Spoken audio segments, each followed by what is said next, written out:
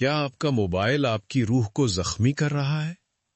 کیا آپ جانتے ہیں کہ ہر چیز کو سوشل میڈیا پر دکھا دینا آپ سے آپ کا روحانی سکون چھین رہا ہے؟ تو رک جائیں اور محسوس کریں، اللہ تعالیٰ آپ کو حیا اور وقار کی طرف بلا رہا ہے۔ السلام علیکم ورحمۃ اللہ وبرکاتہ۔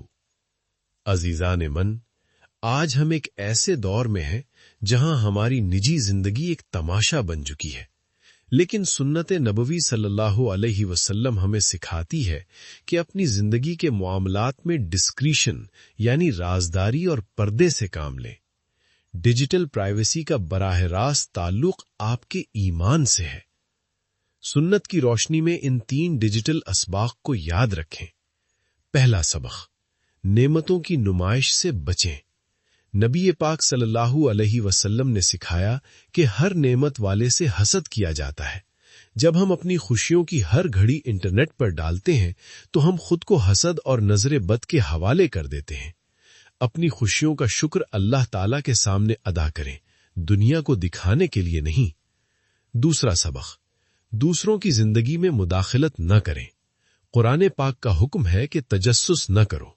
دوسروں کی پروفائلز دیکھ کر اپنی زندگی سے موازنہ کرنا آپ کے دل کو بیمار کر دیتا ہے۔ اپنی توجہ دوسروں کے حال پر نہیں بلکہ اپنے اعمال پر رکھیں۔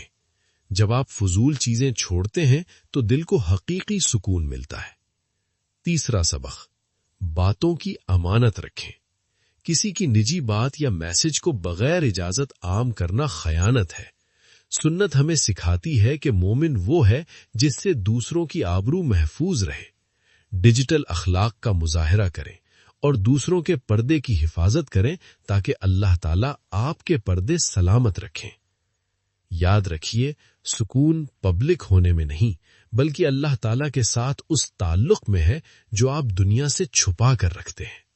اپنی زندگی میں حیا اور رازداری کو دوبارہ جگا دیں، یہی آپ کی روح کی شفا ہے۔